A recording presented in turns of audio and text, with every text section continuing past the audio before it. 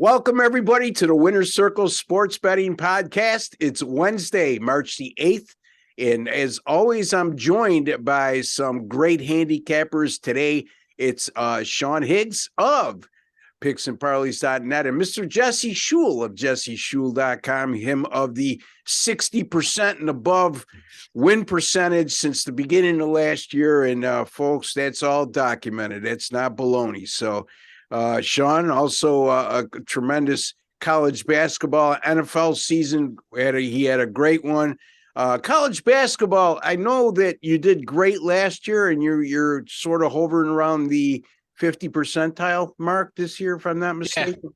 Yeah. Started out good, and then the February just wiped me out. I just couldn't catch a break. We're just talking off air, like just from half point to like 2.5 point games a swing, 31 and 66. We're talking about because I'm like, I got Colorado State here. All I need is them. They hung on for a 2-point win. I had them at a pick 'em. I was waiting for Fresno to hit a three to from 38 feet, but it was a winner. So I'll take it. And March started out good. Like I said, we started at 25 and 17, and then we had a couple 3 and 3 and 5 and 5 days, but still we're up money. And Colorado State, I'm 2-1 because I had Syracuse plus the 2.5. So the tough loser there, but that's the way it runs sometimes. What are we gonna do? That's the business. It is. And I got Richmond too on the money line, and they're in a dog fight. I love dog fights. Dog fights are good if they fall your way. Yeah. Jesse, how's the dog fights going for you, my friend? Well, it's pretty late here, but coming off another winning day yesterday, it seems like I can't break out the yellow outfit. I'm not sweeping the board, but 2-1. I guess can't complain about that. 2-1 the rest of your life, and you'll own your own island and have a whole host of people waiting on you and serving you and all that kind of stuff. You have a bunch of them. You'll have your own little minions in yellow suits walking around, being your servant. They'll be great. 2-1 is the epitome of success in this industry. Let's put it that way. A lot of people say, well, I want to go 3-0 every day. Well, good luck with that. 2-1 every day is virtually impossible too, folks. So just keep that in mind. Unfortunately, there are those days when you go 1-2 or 0-3. Yeah. So you need those 3-0 days to make up for those days as well. I need a couple of those days, Jesse, because I went 0-4 yesterday. So been a tough couple of days after a great weekend in which I went 9-4 in college basketball.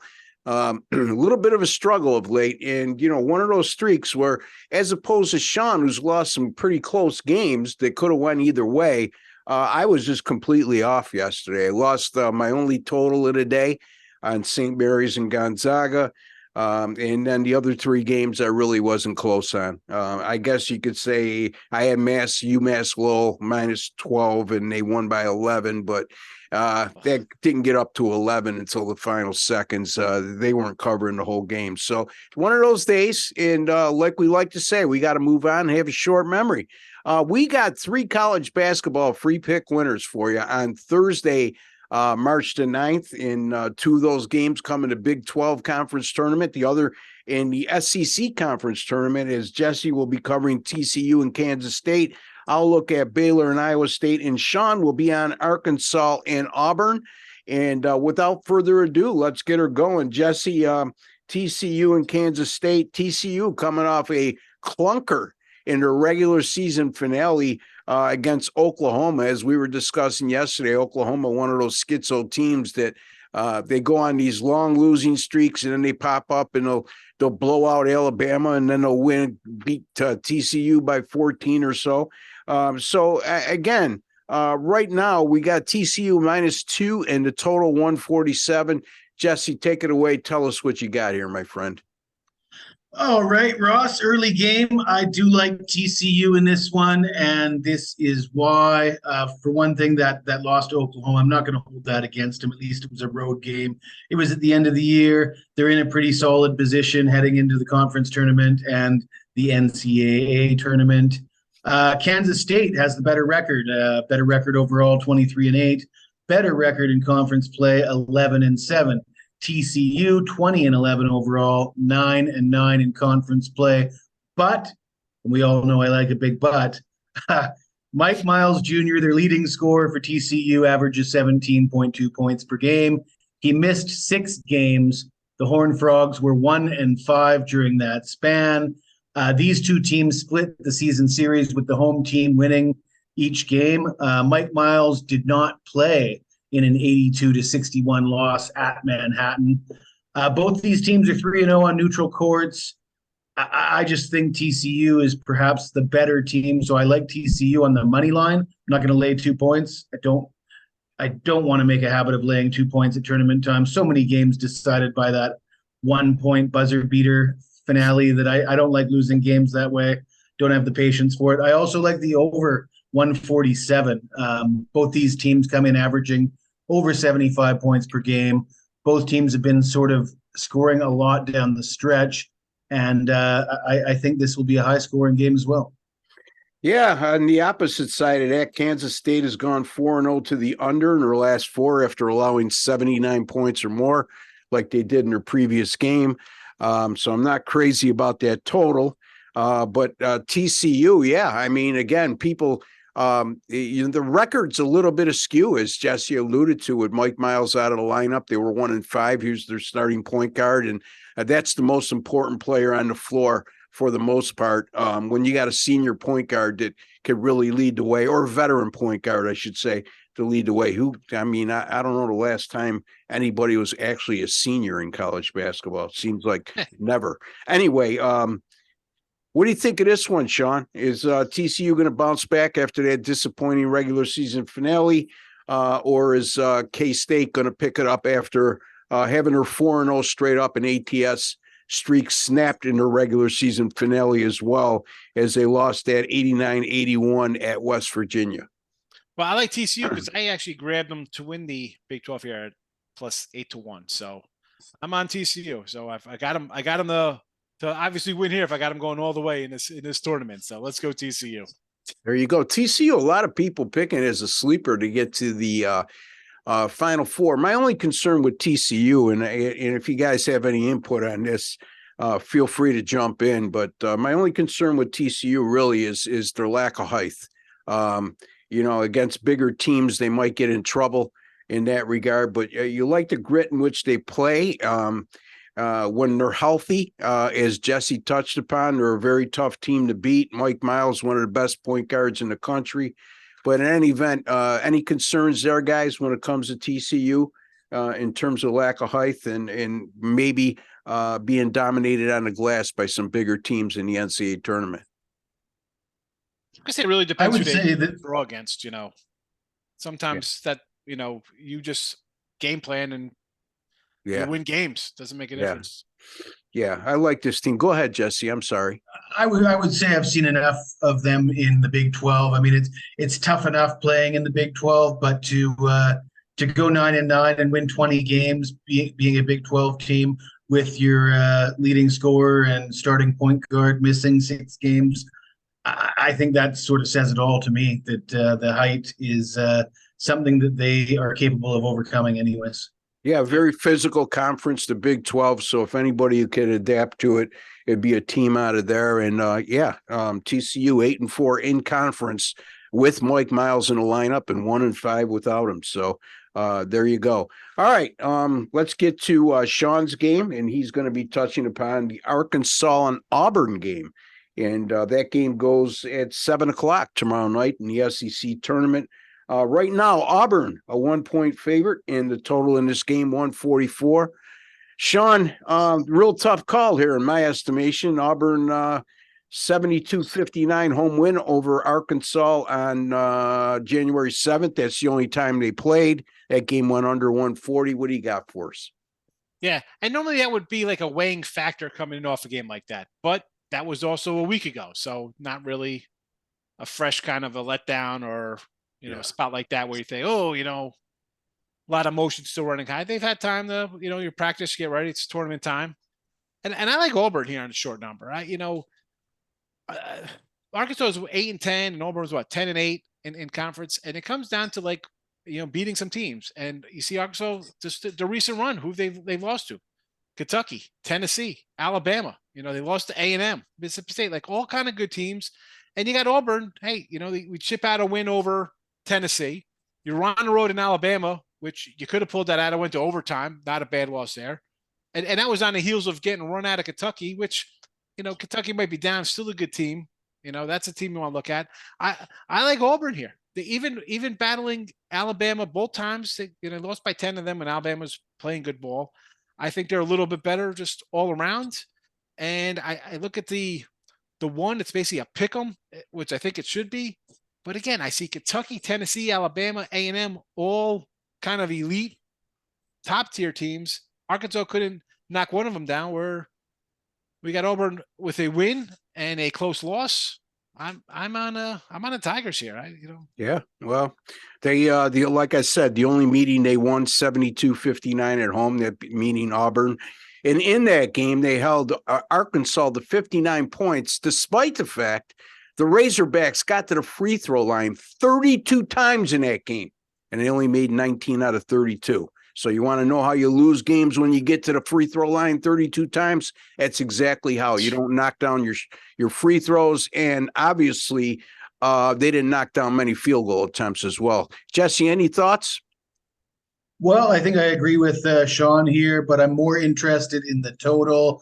But it's got to be on the under. I might need to call a friend. I don't know if you knew this, Sean, but Ross is pretty good at betting totals. Yeah, maybe he could help us out here a little bit. Well, I'm glad you finally recognized that. So the number of 144 looks a little low to me. Both these teams score a lot. I don't know what Ken Palm says about their pace of play. I'm suspecting, Ross, that the number might be low because the SEC tournament is playing at Bridgestone Arena, and I believe you mentioned it yesterday about the crowd. And the distance of the crowd and the size of the venue can create a difficult shooting situation. I think I remember Bridgestone Arena being one of those difficult venues for shooting. It's actually the majority of events in that arena are for the Nashville Predators in the NHL.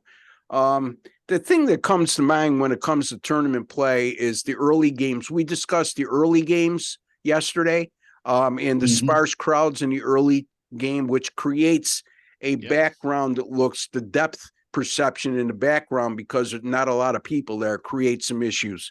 Also, when we get to the Final Four and we start playing in arenas, that's another thing to factor in too, folks. If you look at the history of the Final Four over the last decade or so, you'll see more unders than overs being played there. So, but Arkansas 4-0 to the over in their last four when the total's 140 or greater. For what that's worth. And Auburn's defense the last three. Now, Sean said he named off the teams they played in their last three games. Some pretty stiff competition, but concerns me is the fact that they gave up 82 points per game, and those teams combined to shoot 49%. So I tend to agree there with Jesse and have a lean toward the over in that game. So, all right, I'm going to take a look at Baylor and Iowa State. Talking about early games, this one goes at 12:30 in the afternoon, Eastern time. Baylor right now is a 4.5-point favorite in a total 134.5. Guys, this seems like a real fishy line to me. You look at the two regular season meetings, and Iowa State won each of those by exactly 15 points. The most recent of which came on Saturday. Yet here they are as a 4.5-point underdog. I mean, they're begging you to take the dog here in those two games too as well. Baylor only averaged 60 points per game and shot less than 37% from the field. So Iowa State, like they do on many occasions, can shut you down defensively. The problem with the Cyclones is the fact that they struggle to score at times. And that hasn't been the case against Baylor. Iowa State has shot 50% or better, guys, in 3 of 18 conference games this year. And 2 of the 3 times they did so came against Baylor. I just don't see it happening again. I know that some teams have another team's number. I just think asking Iowa State to go 3 straight games shooting a high percentage after you look at their season resume is unlikely. Now keep in mind, this is an Iowa State team that started the year 13-2. They went 5-10 in their last 15, including 3-8 in their last 11.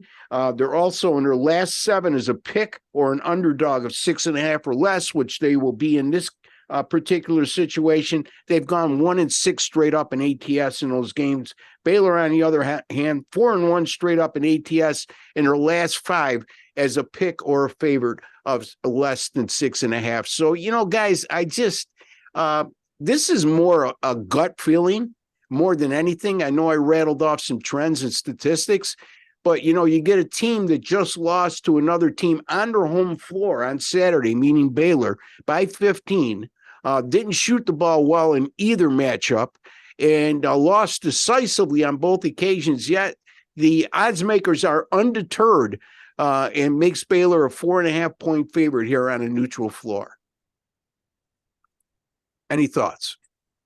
Yes. I'm glad that you didn't take Iowa State, Ross, because I wasn't looking forward to saying how I would totally disagree with that. But since you're going with Baylor, yeah, no, I mean, the two head-to-head meetings are of concern, but you look at the total body of work between the two teams.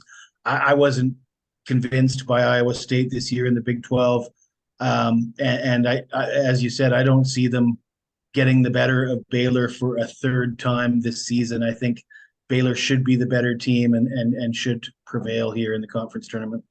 Yeah, the concern with Baylor for me, Sean, is the fact that this isn't the same caliber of defensive team we've seen in recent seasons.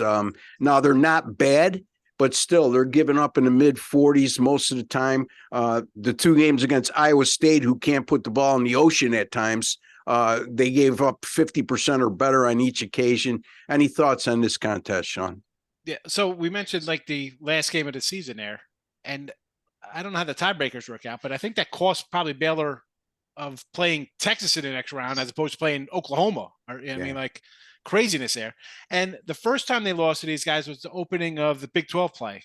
Yeah. And they started Big 12 losing 3-0. Lost to them, TCU, and K-State in overtime. So maybe I was just a little bad patch. And this last game, what is there to say? I mean, Iowa State came in, lost 4 in a row, 5 of 6, and you're talking about their offensive scoring 50, 54, 55, 56. I mean, I bet Iowa State. I got them at Baylor. I bet at -3.5 yesterday. So I'm with you on Baylor. Again, it's one of those that look at you like, wow, they swept them for the season series and I'm getting points here. It's so easy to do. Even a caveman can do it. I disagree. I think Baylor's a good team. I got a future. I'll tell you, I got a future on Baylor, UCLA for a championship for the NCAAs. Give me Baylor here.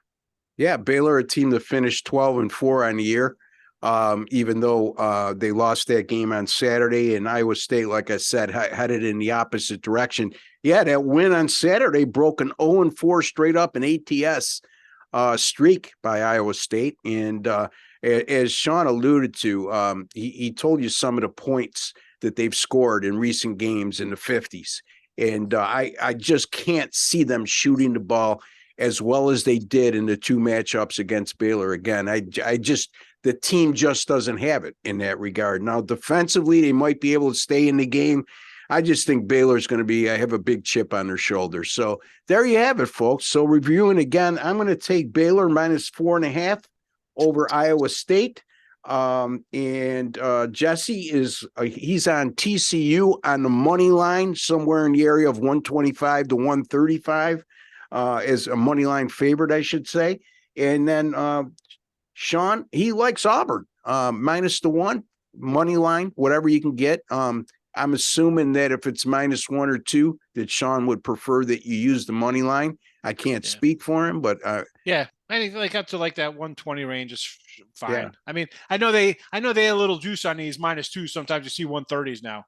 I mean, we're old guys. We remember like it was, you could lay a 2 at a 115 back in the day. They wouldn't really whack you that much. No. 125 used to be a 3. Now you're lucky to lay 130 on it too. It's crazy. So I mean, the bottom line is this, folks. If you're worried about the extra juice, if you bet baseball, you don't hesitate to lay 130, 135, 125 in baseball. Why would you hesitate to do so in basketball?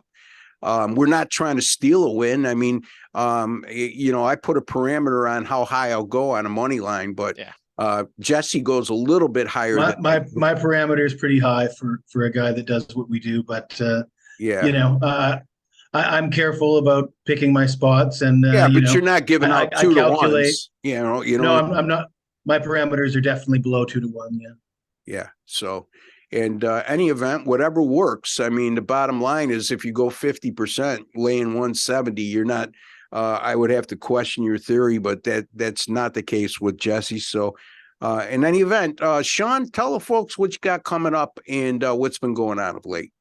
Yeah, well, basketball, college tournament action, front center for me. Although I did have a rare NBA play to cash last night, a Jazz underdog play. Oh, there you go. Hey, yes. So what's the world coming to? Sean Higgs put in an NBA bet and he won. Yes, and I kind of like the Magic a little tomorrow in a pick'em spot, but that's a whatever. You're not going to get a lot of that from me. It's all be college basketball. I have 8 college hoops for tomorrow already, so I'm ready to go. Find me the midnight money on YouTube on the winning free picks side of the picks and parlays. Again, just Twitter, Mr. Sean Higgs. You can find the show, the picks, everything there. But now for me, it's basically college basketball until the end of the month, and it's baseball. Then it'll be baseball, and down the line you'll see a little NBA from me. But you want college hoops, some baseball doggies? Let's go. Yeah, most of us our focus at this time of year is college basketball for obvious reasons. The interest level is extremely high amongst the general public. Again, there's that more of a certainty in terms of roster availability in college basketball, needless to say, than the NBA at this time of year. In the playoffs, it stabilizes off a little bit in the NBA because guys do play hurt during the playoffs. So that's the major reason why we all as a whole, not everybody, but as a whole, we tend to lean toward college basketball when it comes to this time of year as opposed to the NBA. Jesse, tell the folks what you got going on, what's been going on of late. I know 6-3 the last 3 days. Keep it going, my friend. What else you got? Well, I was playing the NBA more so than Sean, but it's I've soured on the NBA. I think I've lost 3 or 4 straight in the NBA. I'm still hitting over 60% with college, so I'm happy about that. I do dabble in the NHL, especially at this time of the year. Normally, this time of the year, I love betting NBA, but so much going on right now. Ja Morant's going to jail. Nobody wants to play. Everybody's been traded. Yeah. It's a bit of a nightmare. I might have to wait till a couple weeks before the playoffs. But anyways, you can find me on Twitter at Jesse Shule. You can see me at jesseshule.com for deals. And my YouTube channel is Jesse Shule Picks. There you go. jesseshule.com and YouTube channel, Jesse Shule Picks. And you can find Sean midday money, baby, every day, noon Eastern time live.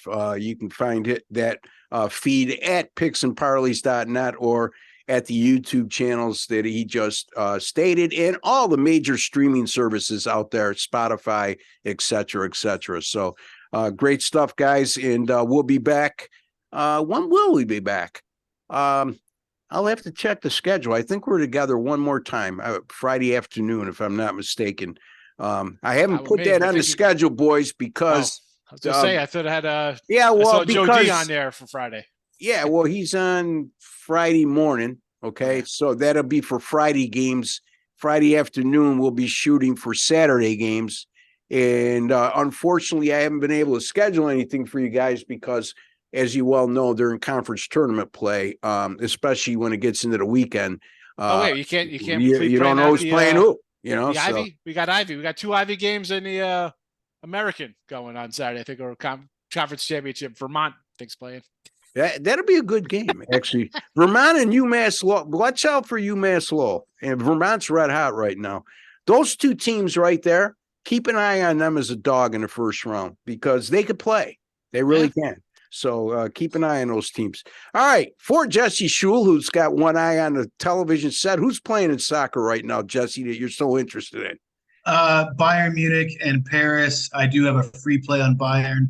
They're up 1-0 with 20 minutes to go. So he's more concerned with his free pick, Sean, than listening to us. That's, and I don't blame him sometimes, because we talk a lot. I like to take care of my clients. I know my clients follow those free picks religiously.